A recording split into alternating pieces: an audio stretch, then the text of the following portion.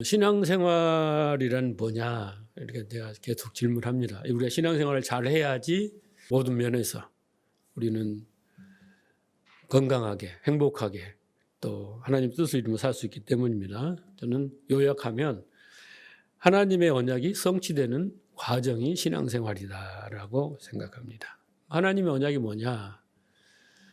나는 너희의 하나님이 되고 너희는 나의 백성이 되게 하겠다. 이게 하나님의 언약입니다. 그래서 우리가 하나님을 알고 하나님 나라를 알고 은혜와 영광을 찬송하는 그런 백성이 되는 거예요. 그 백성은 믿음으로 사는 자가 되는 것입니다. 이것은 우리가 하는 것이 아니라 하나님이 그렇게 이끌어 가시고 또 그것을 언약을 이루시는 그 과정이 우리의 신앙생활이며 삶입니다. 그러니까 신앙생활이 뭔가를 머리에 여러분 잘 정리를 하시고 분명한 목적과 목표를 가져야 됩니다. 자, 그런데 어떤 신자들은 예배하고 기도하고 또 헌신하고 봉사하고 전도하고 선교하고 교제하고 또 성경을 공부하고 등등 이런 신앙의 이런 것들이 신앙생활의 전부라고 생각합니다. 그래서 그것들을 또 열심히 해야 복을 받는다 이렇게 생각합니다. 잘 들어보시기 바랍니다. 자, 그런데 그건 성경적인 관점에 봤을 때 올바른 지식이 아닙니다. 잘못된 생각이다라는 것입니다.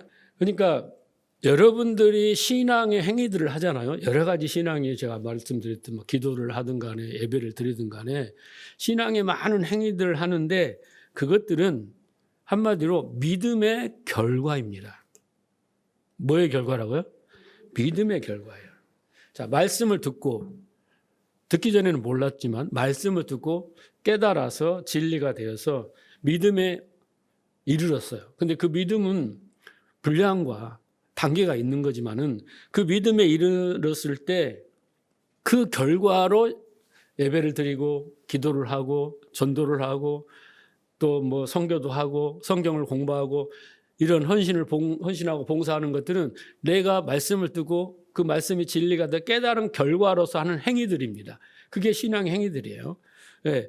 자, 그런데 그런 것이 아니라 내가 신앙의 생활을 열심히 하는 것은 복을 받기 위한 수단으로 이런저런 신앙의 행위를 한다면 그건 일반 종교와 같은 것입니다. 이해가 가십니까? 우리가 이 착각 속에서 이 오류 속에서 헤매면 안 됩니다. 자, 제가 예를 들어볼게요. 자, 불교 신자들이 불상 앞에 가서 3,000배를 한다고 해요. 엄청 힘든 절하는 게 3,000번을 하는 것이 얼마나 힘들겠습니까? 그 3,000배를 하고 또 많은 시주를 합니다. 그런데 그 이유가 뭐라고 생각하십니까? 나는 부처의 뜻을 따르기 위해서 3,000배를 한다. 부처의 그 가르침에 순종하기 위해서 나는 3,000배를 해가지고 나는 따르겠다. 이런 사람 있을까요? 그런 사람 불신자가 있다면 참으로 대단한 사람입니다. 그잖아요? 네. 대부분은 자기가 시주를 하거나 아니면 그 섬기는 정성으로 뭘 해야 되느냐. 자기가 원하는 것을 부처로부터 얻기 위해서 하는 거예요. 그래서 계속 비나이다 하고 정성을 들이는 겁니다.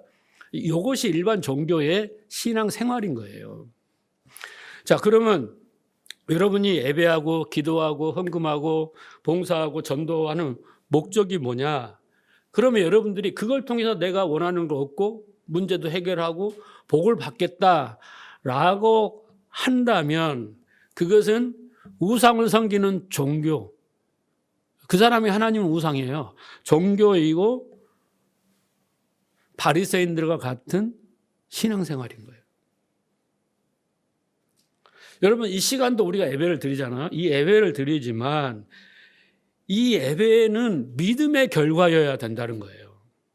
그러니까 이 예배는 성경이 뭐라고 정의하냐면 우리가 입버릇처럼 말하는 영과 진리로 예배하라 그러지 않습니까? 예. 그건 뭐냐면요. 자기의 몸을 거룩한 산 제물로 드리는 거예요. 그리고 하나님의 뜻을 분별하기 위해서 드리는 예배인 거예요. 그게 영적 예배예요. 분명한 목적이 있잖아요. 로마서 12장 1절, 2절에 분명히 말하잖아요. 그죠? 근데 우리는 예배의 목적이 또 기도의 목적이 내가 무언가를 얻기 위하여, 해결받기 위하여, 복을 받기 위한 수단으로 사용한다면 잘못되었다는 거예요.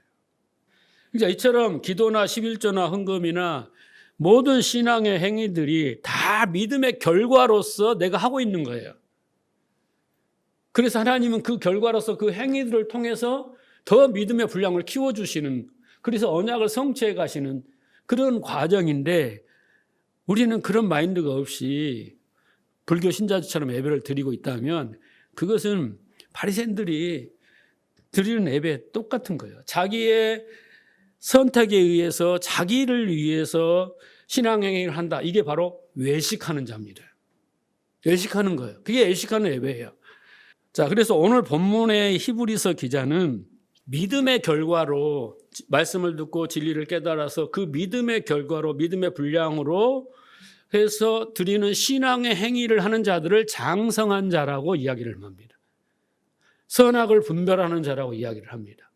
단단한 음식을 먹는 자라고 이야기를 하고, 자기 뜻을 이루기 위하여 복을 받기 위해서 하는 신자들을 어린아이와 같은 젖을 먹는, 의의 말씀을 경험하지 못한 그런 자들이라, 초보라고 이야기를 한다라는 거예요.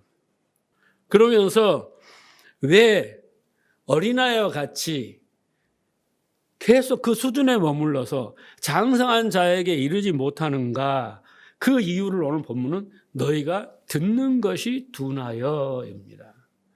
그러니까 듣는 것이 제일 중요한데, 이 듣는 것이 둔하여서 어린아이의 수준에 머물러 있고 종교의 수준에 머물러 있고 바리새인 같은 수준에 머물러 있어 장성한 자, 완전한 대로 나아가지 못하고 있다라고 지금 지적을 하고 있습니다. 자, 지난 시간 우리가 공부하였듯이 광야에서 이스라엘 백성들이 어땠습니까? 주의 음성을 듣고도, 그렇죠, 이게 둔하여서 마음이 완고하고, 그죠? 원천적으로 마음이 완고하고 항상 미혹되어 하나님의 길을 알지 못하여 순종하지 못하여 안식에 들어가지 못했다라고 했을 때 그 처음이 뭐냐면 주의 음성을 듣고도예요. 주의 음성을 들었으면 어떡해요? 눈물 콧물을 흘리고 할렐루야하고 회개하고 막 뭘 하겠습니다 이렇게 돼야 하는데, 듣고도 그 다음이 없어요. 엄한 길로 가는 거예요. 그래서 안식에 들어가지 못했다라는 겁니다. 그리고 예수님의 당시에도 율법이 그들에게 주어졌는데 진리가 되지 못했어요. 그래서 그들이 믿음에 이르지 못하고 그냥 자기들이 갖는 믿습니다의 믿음을 가지고 열심히 순종한다고 했지만, 그것은 외식하는 자요, 회칠한 무덤 같은 자요, 독사의 자식 같은 자들이라 책망을 받습니다. 그들의 그렇게 된 이유 또한 뭡니까? 마음이 완고했고 그들이 듣는 것이 둔하였다라는 것입니다.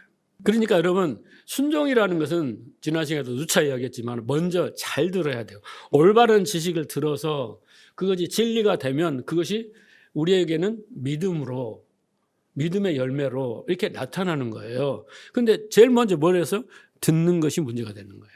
잘못 들었든지 안 들었든지 안 들으려고 했든지 이랬단 말이에요. 자, 그래서 히브리서 기자는 오늘 본문에 말씀을 잘 듣는 것이 얼마나 중요한 것인가. 네.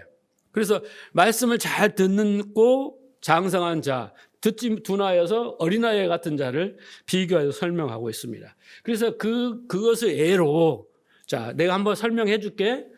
듣지 못한 자와 둔한 자와 잘 들어서 장성한 자의 차이를 한번 예를 들어줄게 하면서 딱 들고 나온 사람이 누구냐면 멜기세덱이에요. 자, 히브리서 기자는 8절부터 예수님은 하나님의 아들이시다. 그렇지만 자기의 몸소 고난을 겪으시고 하나님께 순종함을 보이셨다. 그리고 그 순종을 통해서 위대한 제사장의 직분을 감당하셨고, 그래서 믿는 우리에게 구원을 완성하신 분이다라고 말하고, 10절에 가서 뭐라고 말하냐면 하나님께서는 예수를 멜기세덱과 같은 위치에서는 대제사장으로 임명하셨다라고 말하고, 그러면서 뭐라고 하냐면, 그러니까 그 멜기세덱 같은 그 제사장이잖아, 예수님이. 그러니까 너희는 깊이 생각하고 그분의 말씀을 믿고 그분의 말씀을 따라 순종하며 살아라라고 지금 말하고 있는 거예요. 그러면서 이 멜기세덱이라는 이야기를 합니다. 너 이거 알아먹어? 이 이야기를 물어보는 거예요, 지금. 그래서 왜 하나님이 예수님을 멜기세덱 같은 멜기세덱의 반열, 그 반차를 따르는 그 제사장인데 그 제사장 같은 반열에 예수 그리스도를 제사장으로 임명하는지 아셔? 왜 예수님의 제사장을 설명하면서 이 멜기세덱을 연결시키면서 이렇게 하는 그 이유를 너희들이 알고 있어? 라고 좀 묻는 거예요. 그러면서 뭐라고 그래요? 너희들이 듣는 것이 둔하며 이처럼 이 예를 들어서 이걸 이해를 못하겠다면 지금도 깨닫지 못했다고 있다면 듣는 것이 둔해서 믿음에 이르지 못할 것이야 라고 말하는 겁니다. 그래서 여기서 듣는 것이 둔하다라는 이 노트로스라는 헬라어는 게으르다, 둔감하다, 감각이 무뎌지다 이런 뜻도 있고 그 어근으로 올라가면 노도스라는 건데 그것은 가짜라는 뜻이 있습니다.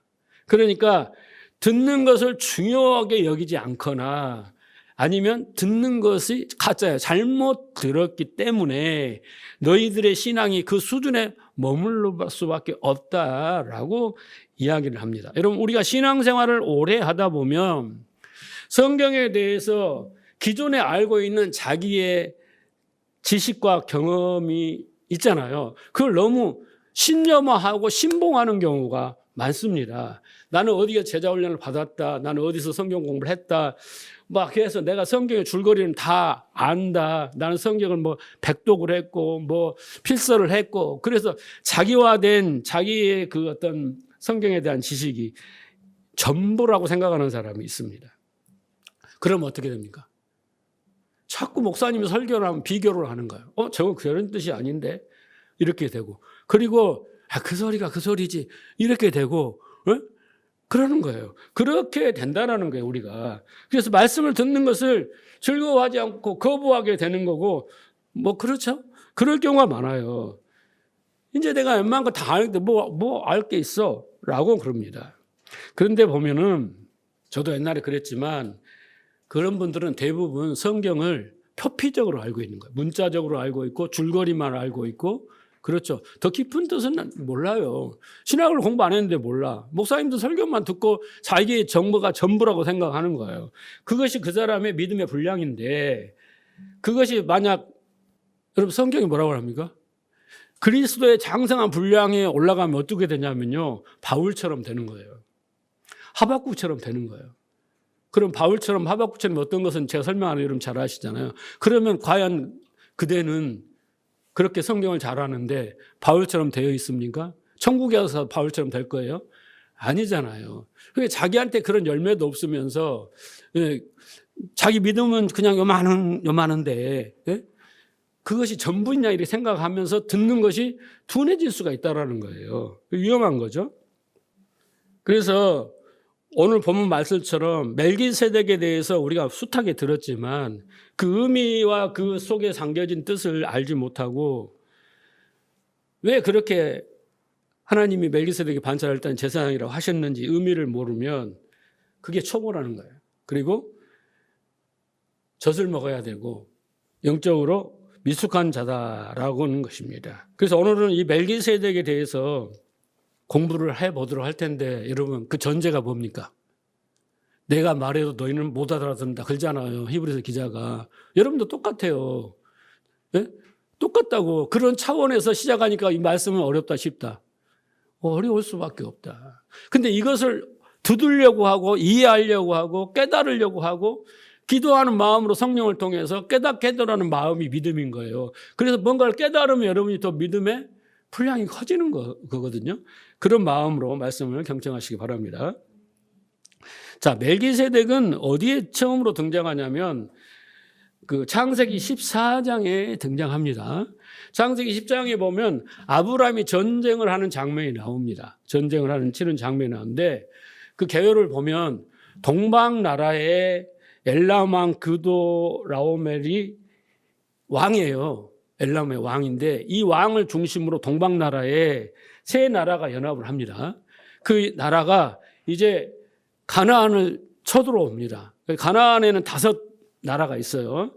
그래서 소돔, 고모라, 아마드, 스보임, 벨라 이런 5 나라가 가나안에 있는데 이 동방나라가 서쪽에 있는 가나안을 쳐들어와 가지고 얘네들을 다 어떻게 해요? 전쟁에 승리하고 모든 걸 점령하고 재물을 빼앗아서 승리의 계가를 부리고 이제 가는 과정입니다. 그때 아브라함을 헌신짝처럼 버리고 간 사람이 있었으니 그게 바로 롯입니다. 롯이 이 연합군에 의해서 재물을 다 당하고 지금 포로돼서 끌려간다는 소식을 듣게 됩니다. 그래서 이 조카 롯을 구하기 위해서 318명의 가신들이에요. 가신들이면 목동들입니다. 목축업을 했잖아요. 전쟁을 하는 군사가 아니라 싸울 줄도 모르는데 무기도 없는데 그 지팡이를 들고 막대기를 들고 318명이 이제 롯을 구출하기 위해서 출병을 합니다. 근데 이 사람들은 가나안 땅을 점령했던 사람들이고, 그렇죠? 완전 5 나라를 다 초토화시킨 나라인데 318명 갖고 어떻게 막대기로 여러분 칼을 이기고 창을 이기고 방패를 뚫겠습니까? 그런데 가서 승리를 해요. 이 불가항력적인 전쟁에서 승리를 합니다. 자, 여기서 우리가 한 가지 알아야 될 게 뭐냐면 하나님은 왜 아브라함에게 우리에게 불가항력적인 전쟁을 치르게 하시는가예요. 그걸 아셔야 돼요. 아브라함의 무모한 전쟁 이야기 같지만 하나님은 그 무모한 전쟁을 통하여 우리에게 뭔가를 말씀하시고 가르치시기 원해서 그렇게 하나님이 하시는 거다라는 것을 우리는 주목해야 됩니다.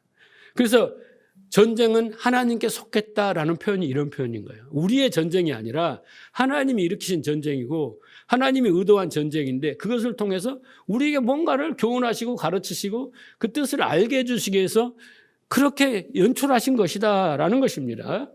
자, 그래서 그 주된 의도는 뭐냐? 하나님의 백성들이 치르는 전쟁은 그 백성들의 힘에 의해서 결정나고 승패가 갈리는 게 아니다. 오직 하나님에 의해서 그 승패가 갈려지는데 그것은 하나님의 뭔가 뜻을 알게 하기 위한 것이다 라는 것입니다. 그래서 이 전쟁은 아브라함이 지략과 실력과 무기와 그 능력으로 이긴 것은 절대 아니다라는 것을 왜? 이 세 연합군이 와서 5 나라 가나안을 다 초토화시킬 정도 되면 318명을 못 이기겠습니까? 이 불가항력적인 전쟁에서 하나님이 승리케 하신다는 거예요. 왜? 하나님이 뭔가를 가르치기 위한 계획이었다라는 겁니다. 그리고 마찬가지로 이 아브라함을 전쟁을 통해서 하나님의 백성들에게 지금 우리 이 시대의 교회에게 우리 성도에게 하나님은 무언가를 가르치시기 위한 목적이었다. 그래서 선택된 것이 전쟁이라는 도구다. 그래서 우리는 뭐예요? 그 하나님의 뜻을 잘 읽어내야 돼요. 그게 장성한 자인 거예요. 아, 이렇게 해서 전쟁 이겼대. 그래? 그럼 우리도 막 기도하고 우리 능력이 안 되지만 막 덤비면 되겠네. 여기 이야기가 아니다라는 것입니다. 자, 그러면 첫째 보십시다. 이 318명의 가신들이 상징적인 역할입니다. 그건 도저히 불가능한 그 무리인데 그 318명이 그 연합군들을 처벌수수게 했던 그들의 상징하는 그 역할은 뭐냐라는 거예요. 자, 그건 뭡니까? 이 전쟁, 어떻게 보면 영적 전쟁, 그 죄와 싸움, 전쟁이 이 전쟁인데 이 전쟁의 이 318명의 가신들은 나약하고 보잘것없는 존재예요. 그게 누구냐면 바로 예수 그리스도를 상징하는 것입니다. 네, 상징하는 거예요. 자, 시편 8편 2편에 보면 주의 대적으로 말미암아 어린아이들과 젖먹이들의 입으로 권능을 세우심이여 이는 원수들과 보복자들을 잠잠하게 하려 하심이다. 이게 성경의 원리예요. 대적들이 있어요. 근데 그 대적들을 어떻게 이기시냐면 어린아이들과 젖먹이들의 입으로 권능을 세우셔서 능력을 주셔서 그들을 어떻게 해요? 그 원수들과 보복자들을 잠잠하게 하신다. 이게 누구예요? 예수 그리스도예요. 우리의 모습이란 말이에요. 하나님의 원리는 그렇습니다. 하나님의 전쟁은 이런 거예요. 어마어마한 군대 앞에 어린아이와 젖먹이 같은 그 318명으로 이기는 거예요. 예수님의 전쟁의 죽음은 그렇게 어린아이와 같이 보잘것없는 나약한 존재 죽은 것 같지만 그 모든 인류를 대적을 물리치고 모든 인류를 살리는 구원하는 그잖아요. 똑같은 원리입니다. 네. 이런 통찰력이 있어야 돼요. 그래서 이 전쟁은 아브라함의 전쟁은 하나님의 전쟁이며 하나님의 능력에 의해 승리하는 것을 보여줍니다. 그래서 어린아이와 젖먹이의 역할을 하는 거예요. 누가? 318명의 아브라함과 그 가신들이 전혀 무능한 모습으로 이렇게 오셔서 어떻게 해요? 하나님께 순종함으로 그 승리하시는 예수 그리스도의 모형을 보여주고 이게 십자가의 원리라는 겁니다. 그래서 여러분 하나님의 나라는 원리는 그런 거예요. 나라는 존재는 죽고 하나님 뒤로 숨고 나라는 그 존재의 능력은 없어요. 예. 그래서 나를 자랑하는 그런 것이 하나님 나라가 아니라 하나님만 드러나는 거예요. 내 안에서 하나님의 그 능력만 드러나는 거예요. 예, 그 향기처럼 하나님의 능력이 나타나는 거예요. 이게 바로 우리는 순종이라고 말하는 겁니다. 그래서 지금 아브라함이 318명의 출격을 해서 그 거대한 연합군들을 물리치는 장면이 이것을 지금 상징하고 있다. 성경에 보면 또 어떤 장면이 나옵니까? 기드온과 300용사도 똑같습니다. 인간 쪽에서는 보잘것없지만 그렇죠? 그 하나님의 강함을 보여주는 거죠. 그게 기드온과 300용사이고 골리앗 앞에 다윗도 똑같습니다. 마찬가지입니다. 예? 그 초롱석 같은 여리고도 무기 하나 안 갖고 외침으로 하나님 말씀에 순종과 외침으로 무너지는 것들은 하나님의 강함과 하나님의 능력과 하나님의 뜻을 만천하에 뿐만 아니라 하나님의 백성들에게 보여주려고 하는 거예요. 안 믿으니까. 그게 하나님의 원리인 거예요. 그래서 우리는 전쟁을 통해서 우리가 작은 자임을 알아야 돼요. 능력이 없음을 알아야 되고 더불어 큰 자이신 하나님을 알아야 되는 거예요.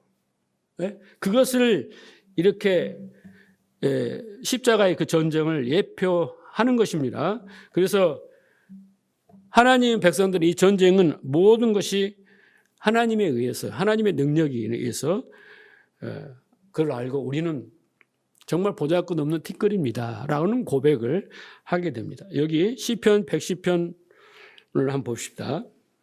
여호와께서 주께 말씀하시기를 내가 내 원수들을 내 발판이 되게 하기까지 너는 내 오른쪽에 앉으라 하셨도다. 여호와께서 시온으로부터 주의 권능의 귀를 보내시리니 주는 원수들 중에서 다스리소서. 주의 권능의 날에 주의 백성이 거룩한 옷을 입고 즐거이 헌신하니 새벽 이슬같이 주의 청년들이 주께는 나오는도다. 여호와는 맹세하고 변하지 아니하시니 이르시기를 너는 멜기세덱의 서열을 따라 영원한 제사장이라 하셨도다. 주의 오른쪽에 계신 주께서 그의 노하시는 날에 왕들을 쳐서 깨뜨릴 것이다 라는 겁니다. 이것은 여러분 다윗의 시편이에요. 시편인데 하나님께서 다윗을 데리고 전쟁을 하시는데 그 승리의 비결이 다윗이 뭐라고 고백하냐면 뭐라고 고백합니까? 하나님의 오른편에 앉아 계신 주께서 주로 말미암아 승리를 한다고 고백하는 겁니다. 자기가 뭐 잘 싸워서 군사로 이겼다는 것이 아니에요. 그러니까 이 시편은 단순한 전쟁 승리의 시편이 아니라 메시아의 통치와 심판에 관한 그 멀리 내다보고 기록한 그런 상징적인 겁니다. 그러니까 어린아이와 젖먹이로서 하나님의 우편에 앉아 계신 예수 그리스도로 말미암아 전쟁에 승리했고 하나님 나라가 완성된다라는 것입니다. 그런데 여기 보면 뭐라고 했어요? 그 다윗의 승리의 비결로 등장하는 그 주님을 뭐라고 하냐면 멜기세덱의 반차를 줘준 제사장이다라고 말합니다. 네. 창세기 14장에 나왔죠? 시편 110편에 똑같이 나오잖아요. 히브리서 6장을 봅시다. 더 구체적인 설명이죠. 우리가 이 소망을 가지고 있는 것은 영혼에 갖다서 튼튼하고 견고하여 휘장 안에 들어가니 그리로 앞서가신 예수께서 멜기세덱의 반차를 따라 영원한 대제사장이 되어 우리를 위하여 들어가셨느니 어디를 들어가셨어요? 영원한 대제사장이 되어 어디를 들어갔어요? 지성소로 들어가셨어요. 피가 돼서 들어가셨다는 거 아닙니까? 이 멜기세덱은 살렘 왕이요 지극히 높으신 하나님의 제사장이라 여러 왕을 쳐서 죽이고 돌아오는 아브라함을 만나 복을 빈지라. 그러니까 아브라함의 전쟁이나 다윗의 전쟁은 다 뭐냐면 구원의 이야기입니다. 근데 하나님 나라 완성의 이야기인데 그 전쟁의 승리의 비결은 이 멜기세덱의 반차를 따른 세우신 영원한 대제사장 예수 그리스도라라는 것이죠. 네. 히브리서 이 6장에서 방금 말씀하셨더니만 그 멜기세덱의 반차를 따라 세우신 제사장은 예수님은 우리를 위하여 지성소로 들어가셨다. 십자가에 죽으셔 피가 되어 들어가셨다라고 말합니다. 그래서 제사장 그 멜기세덱은 그림자예요. 그 그림자의 실체는 예수 그리스도다. 그러니까 어떻게 해요? 예수 그리스도의 그 제사장직은 신적 기원을 가지고 있고 창세기로부터 온 거 아니냐. 창세기에서 이미 하나님이 예표하시고 모형하시고 상징한 것이 아니냐. 그러니까 너희가 그 예수를 어떻게 해야 돼? 인간으로 보지 말고 성신하신 하나님으로 믿어라. 그 이야기를 좀 목 터지게 하고 있는 것입니다. 어려운 이야기지만. 자, 그래서 멜기세덱을 뭐라고 합니까? 살렘 왕이요 지극히 높으신 하나님의 제사장이다 그러잖아요. 이 살렘은 뭡니까? 살롬, 평강이라 평화라는 뜻입니다. 이 멜렉이라는 것은 왕이라는 뜻이에요. 그래서 평강의 왕이요 의의 왕이요. 예수님이 자, 그런데 보세요. 그 예수님이 이제 멜기세덱이 아브라함에게 뭘 줍니까? 전쟁에 승리하고 딱 왔어요. 와서 막 좋아가지고 막 흥분했겠죠. 얼마나 의기양양해서 우리가 318명으로 그 연합을 쳤다니, 우리 믿기지 않아. 이 뭔 일이야. 그리고 이제 막 쫄다가고 막 왔어요. 딱 왔는데 그 길목에서 딱 누가 나타났어요? 이 멜기세덱 제사장이 딱 나타나서 아브라함에게 떡과 포도주를 줍니다. 하필이면 떡과 포도주를 주래요. 여러분, 떡과 포도주는 우리가 금방 할 수 있잖아요. 그렇죠? 예. 우리가 요한복음에 성찬식 할 때 나오잖아요. 그리고 6장에 가면 오병이어 때 내가 생명의 떡이다. 또 이 피는 뭐야? 내 언약의 피다. 이래 피의 언약이다. 이런 말씀하시잖아요. 그러니까 멜기세덱도 떡과 포도주를 아브라함에게 주고 또 예수님도 자기가 떡과 피라고 이야기를 하시잖아요. 내 살을 먹고 내 피를 마셔야 된다. 금방 여러분 다 이해하시겠죠? 이 연관성을. 자, 그래서 떡과 포도주는 우리에게 영생을 주시는 그분의 살과 피를 상징하는 거예요. 자, 그래서 아브라함이 그 떡과 포도주를 취합니다. 자, 보세요. 요한복음 6장 53절. 예수께서 이르시되 내가 진실로 너에게 이르노니 인자의 살을 먹지 아니하고 인자의 피를 마시지 아니하면 너희 속에 뭐가 없다? 생명이 없다. 너 구원받지 못한다. 이런 말입니다.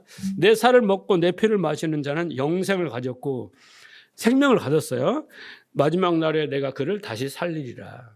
자, 그러면 여러분, 이 멜기세덱의 역할이 뭡니까? 멜기세덱의 역할이? 우리 지금 멜기세덱을 공부하고 있잖아요. 멜기세덱의 역할이 첫째 보십시다. 14장, 창세기 14장 19절 보시면 그가 아브라함에게 축복하 이르되 천지의 주제시여 지극히 높으신 아브라함에게 복을 주옵소서 그랬습니다. 첫째 보세요. 떡과 포도를 준 의미를 알았죠? 그렇죠? 멜기세덱이 아브라함을 위해서 뭐 합니까? 기도를 해요. 자기가 축복을 하는 게 아니라 하나님께 기도를 하는 천재의 주제시여 기도를 합니다. 그러면서 지극히 높으신 하나님이여 아브라함에게 복을 주옵소서라고 기도를 합니다. 여러분, 멜기세덱이라는 이 제사장이 아브라함에게 축복했어요. 축복 기도를 했습니다. 복을 빌어줬어요. 그런데 그 복은 어떤 내용입니까? 어떤 기도를 했을까요? 그 복을 달라고 하나님께 기도했잖아요. 네? 그런데 그 내용이 뭐예요? 내용이. 그런 거 생각 안 해보셨죠? 그 복은 내가 원하는 거 다 받을 거라고 생각했죠. 뭘까요? 자, 20절을 보면요. 그 답이 있어요. 너희 대적을 내 손에 붙이신 지극히 높으신 하나님을 찬송할지로다 라는 거예요. 그 말은 뭔 말입니까? 자, 아브라함이 지금 승전가를 부르면서 막 오는 와중에 멜기세덱이 딱 나타나서 첫째, 떡과 포도주를 줍니다. 충분히 이해하셨죠? 두 번째, 아브라함을 축복합니다. 그런데 복을 하나님께 아브라함에게 이런 복을 주세요라고 기도를 했습니다. 그런데 그렇게 기도한 내용이 뭐냐고요. 그게 20절의 답인 거예요. 너희 대적을 내 손에 붙이신 지극히 높으신 하나님을 찬송하게 해달라고 기도를 하신 거예요. 그 말은 뭔 말입니까? 너희 대적을 너 아브라함 손에 붙이신 지극히 높으신 하나님을 알게 하라는 거예요. 이 전쟁의 승리는 하나님께서 승리를 주셨다. 이해하시겠어요? 하나님의 뜻이 있어서, 하나님의 계획이 있어서 하나님이 승리를 주신 거야. 하나님, 이것을 아브라함이 알게 해주세요. 그리고 어떻게 해요? 하나님을 찬양하는 자가 되게 해주세요. 라고 기도한 거예요.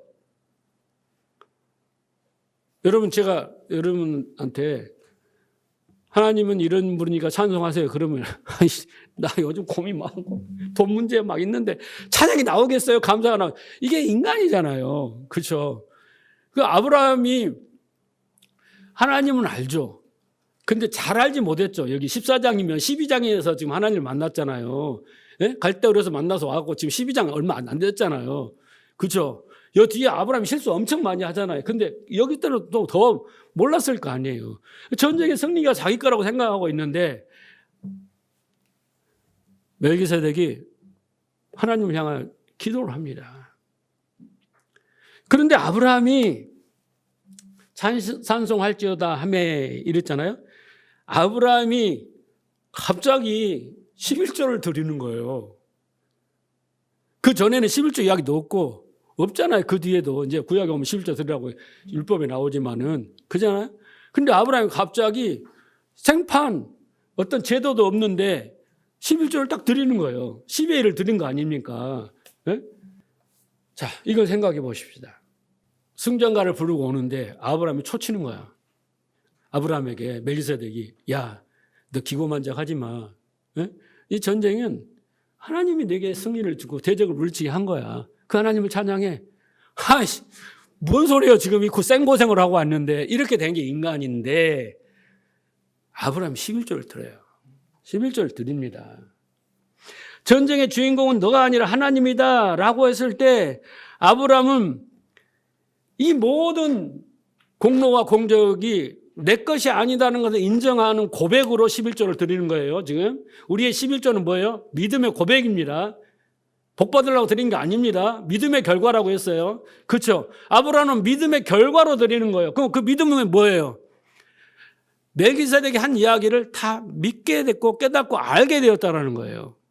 그렇죠? 그 증거로서 성경은 짤막하게 이렇게 한글 썼지만 그 안에 여러분 행간을 읽어보면 이 과정이 있어야 되는 거예요. 히브리 11장 읽어보면.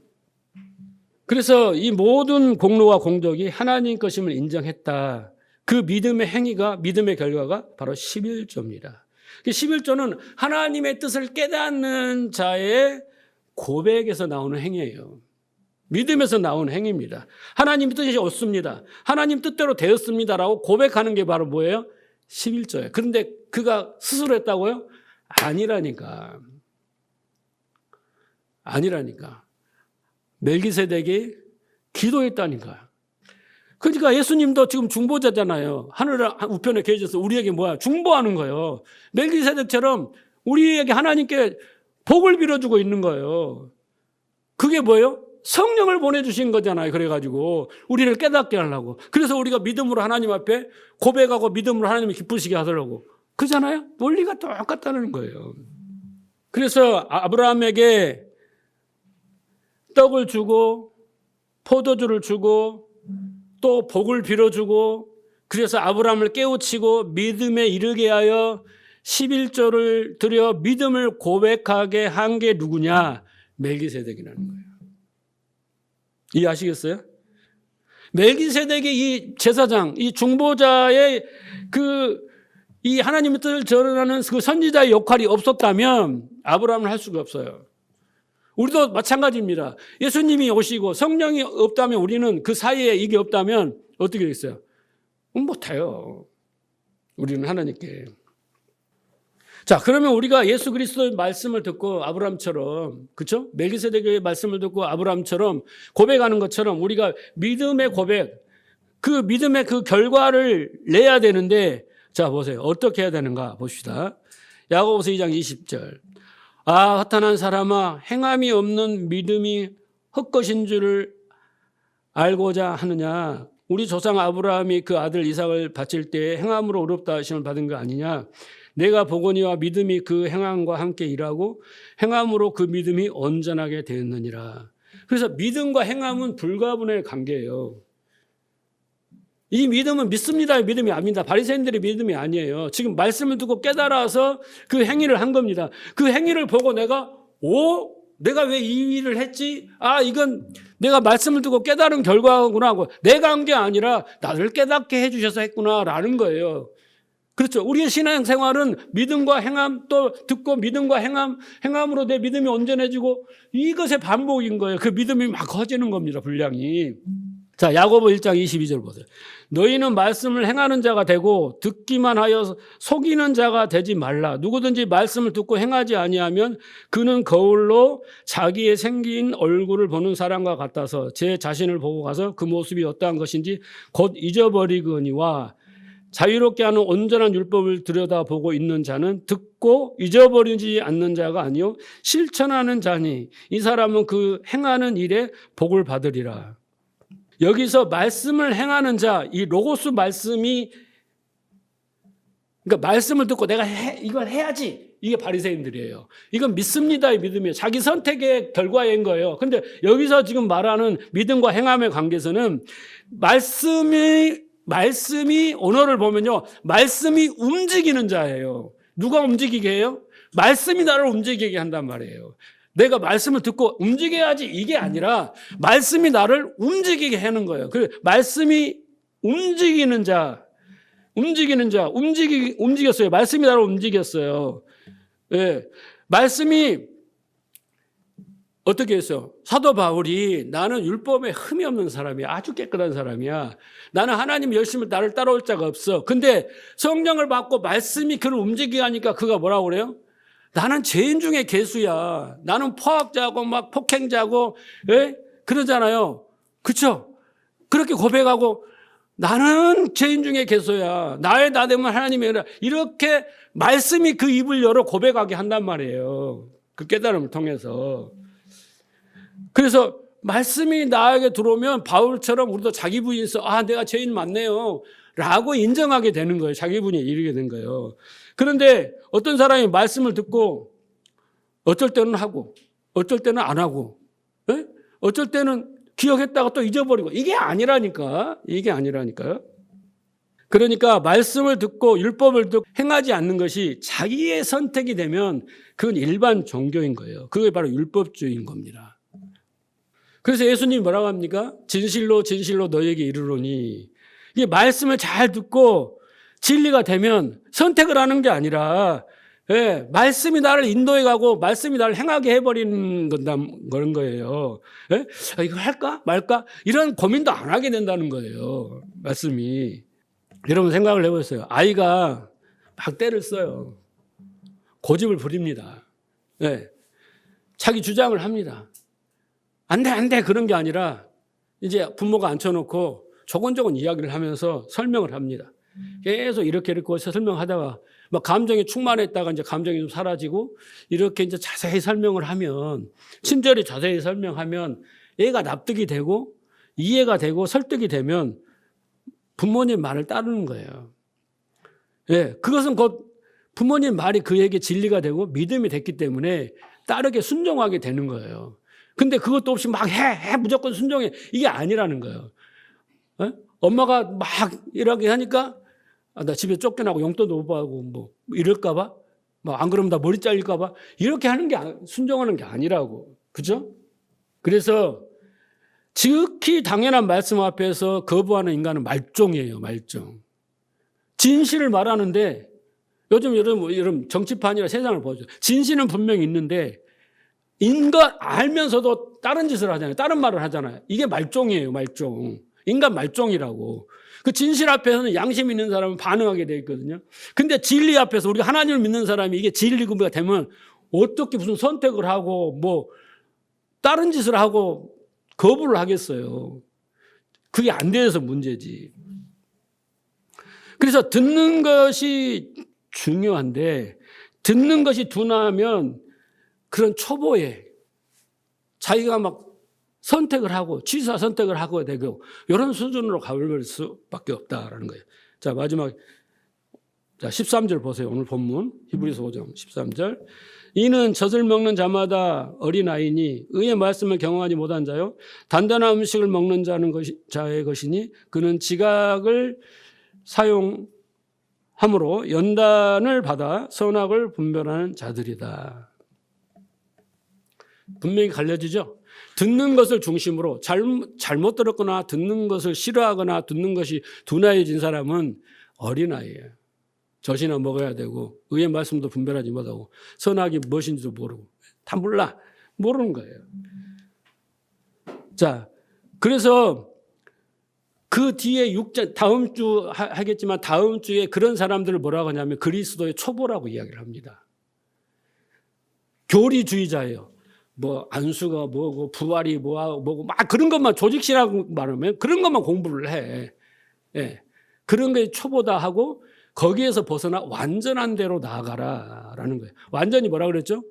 하나 전체로 봐라라는 거예요. 자, 그래서 교리주의나 율법주의는 초보예요, 초보.